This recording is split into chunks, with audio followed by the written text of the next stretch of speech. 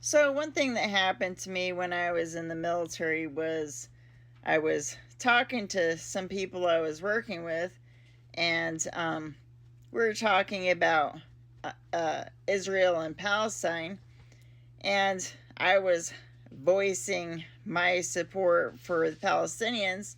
And at the time, Israel was bulldozing homes while people were in them in the West Bank and just kind of putting up settlements after they destroyed people's homes.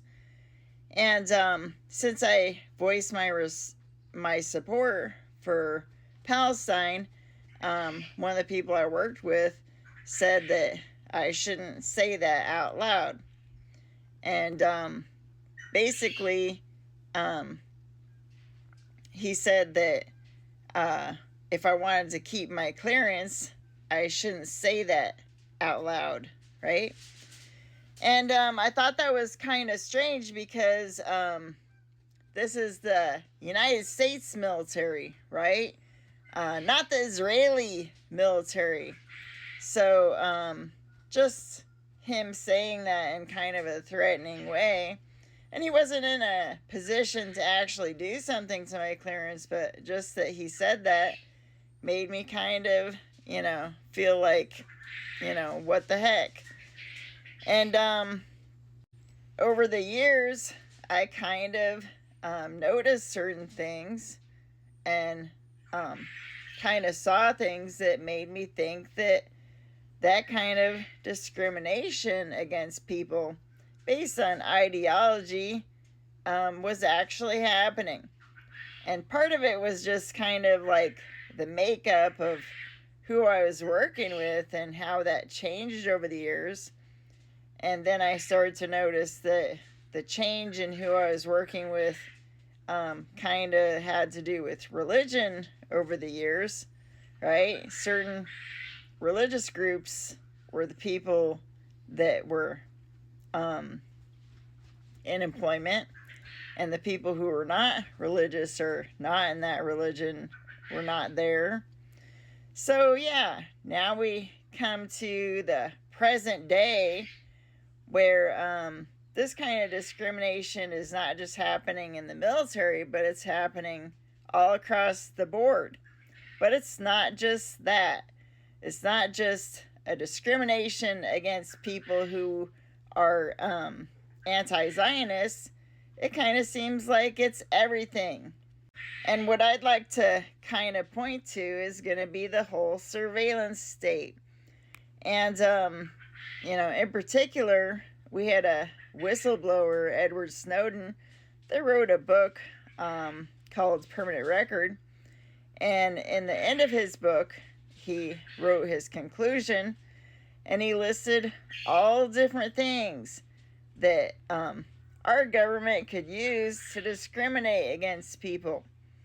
And then he said basically that the bad thing was that it was already happening.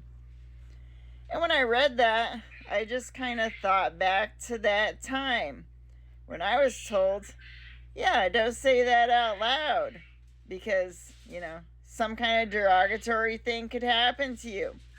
But what are we saying out loud right now? A lot of things, right?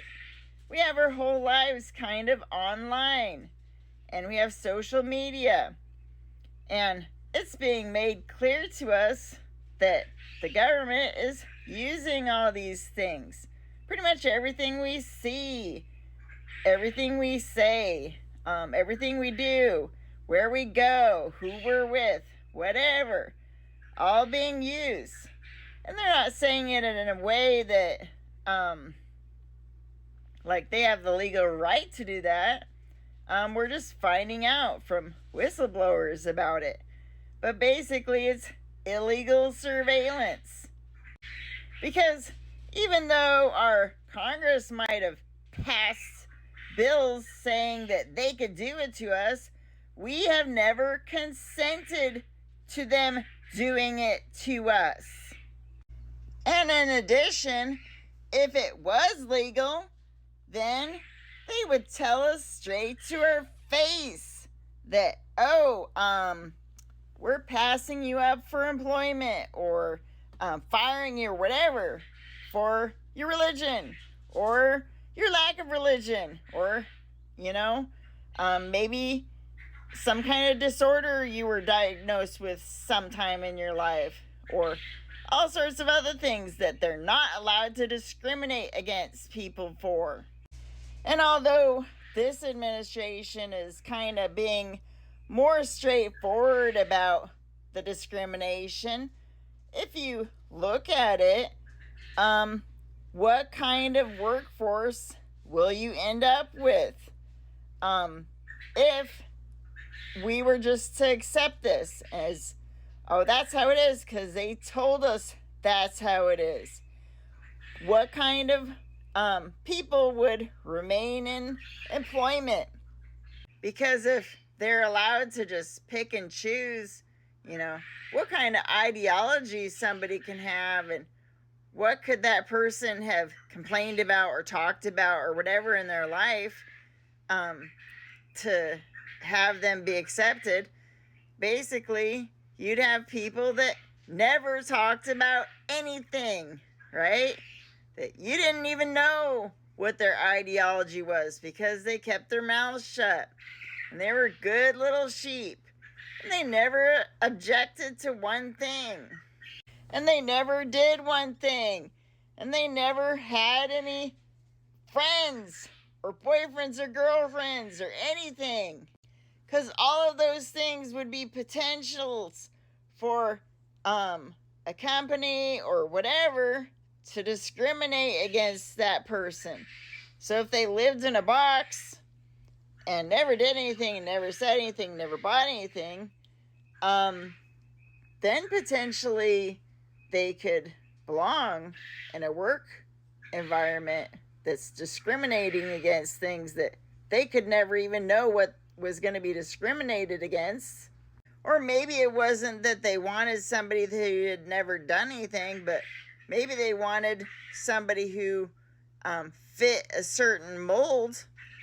And then what would you have? You would have cookie cutter people, because everyone would basically be the same, right? Everyone weeded out that didn't make the cut somehow because the company or the government or whatever didn't like something about them. But then when the tides change and you're back to maybe a different administration, maybe that cookie cutter mold changes again. And all those people who thought they were the perfect compliant sheeps that they could actually have employment had to be gone, right? Because they had a different mold that they were looking for. And my question is, when does any of this ever stop, right? When do we actually just get to be people again, right? Not particular types of people that never have any complaints about anything and never have any ideology or beliefs about anything that's different from whoever's in charge, right? When do we actually get to be people again and our own people? And the answer really is that we wouldn't get to be our own person if we were dependent on working for any of these companies using this type of surveillance.